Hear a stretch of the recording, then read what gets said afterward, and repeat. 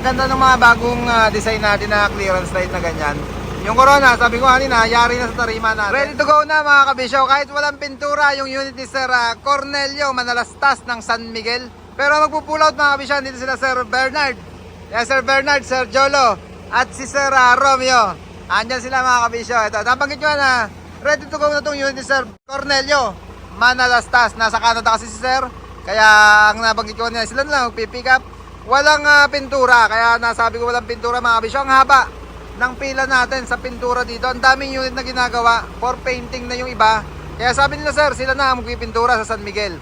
Isa-isahin na natin yung mga accessories na kinabit dito sa unit ni Sir Cornelio. Sa taas muna tayo, yung fire air horn nandiyan na nakapwesto sa ibabaw ng crossbar mga kabisyo. Yari na sa tarima yan, yung crossbar na yan. Yan, nakaklip lang din yan dito sa mismong gutter ng ulo ng bubong ng unit.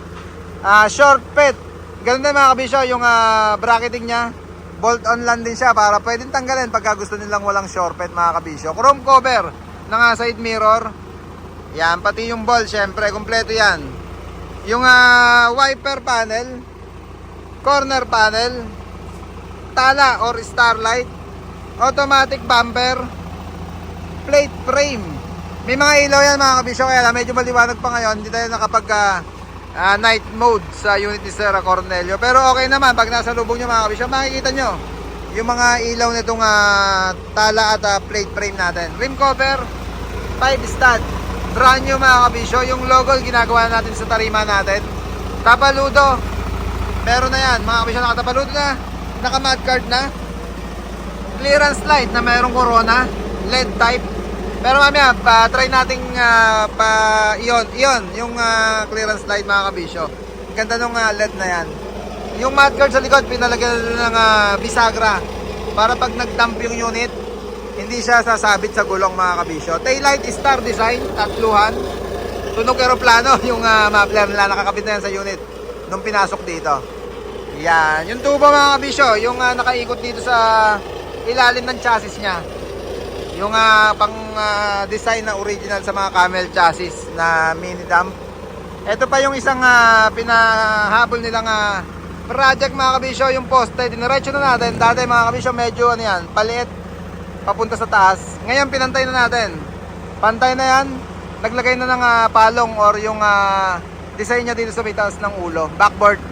Yan, palong kasi kung tawagin namin. Maganda mga kabisyo, lalo na kung nayo automatic. Pero all goods naman pagka nakapix na ganyan. Pag napinturahan, labas na labas yung kisig nung design niya or nung forma. Yung door visor mga kabisyo, brand new, chrome. Sa loob tayo. Steering cover, pinalagyan na rin nila kulay pula. Yung ship boot, seat cover, kulay pula rin mga kabisyo na merong contrast or merong combination na black. Naka-plastic pa. Bagong-bago mga kabisyo. Yung matting, syempre, lagi namang tandem pag may nagpagawa sa atin dito na seat cover, sinasama na yung matting para malinis mga kabisyo. Automatic bumper. Andy, testing mo yung automatic bumper. Busina, clearance light, ilaw ng tala, ilaw ng plate frame, bumper light, tail light, hazard, buksan mo na lahat. Kahit medyo maliwanag aninag naman yung mga ilaw natin. Ayan, yung dancing light or yung running ang kinakabit natin sa mga ganyang starlight para naka-partner dito sa ilaw ng plate light mga kabisyo para magkamukha sila. Yung clearance light, ayan, okay na, nakabukas na mga kabisyo. Ayun, sabi ko kanina, LED type. Ang ganda ng mga bagong design natin na clearance light na ganyan. Yung Corona, sabi ko kanina, yari na sa tarima natin. Pati yung bracket yan sa likod na stainless. Yan, sa taillight naman tayo mga kabisyo. Ayan, yung signal light nya. Sabay-sabay syempre yung tatlo. Pero yung iba nating mga kabisyo, nagpapalagay sila ng module para mag-running siya. Pitik na isa-isa. Naka-running light. Sequential module mga kabisyo. Park light, naka-park light ngayon. Andi preno nga. Ayan, yung brake light. Syempre, mas lumalakas siya pag tinapakan yung brake light. Busina naman. Pop-up doll. Yan. Yung 2-pit natin na fire air horn, yun yung tumunog ngayon. Automatic bumper, Andy. Para bago sila umexit na testing natin lahat. Pagdating syempre sa itaas niyan, merong stopper, kusang hihinto. Baba nga, Andy.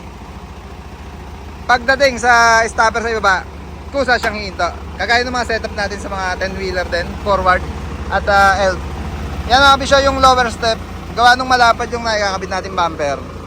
Naiiwan dito, kaya pinapahabulan na nila ng lower step na stainless na rin yari sa tarima natin. Yan, Sir Bernard. Thank you po. Sir Jolo at si Sir Romeo.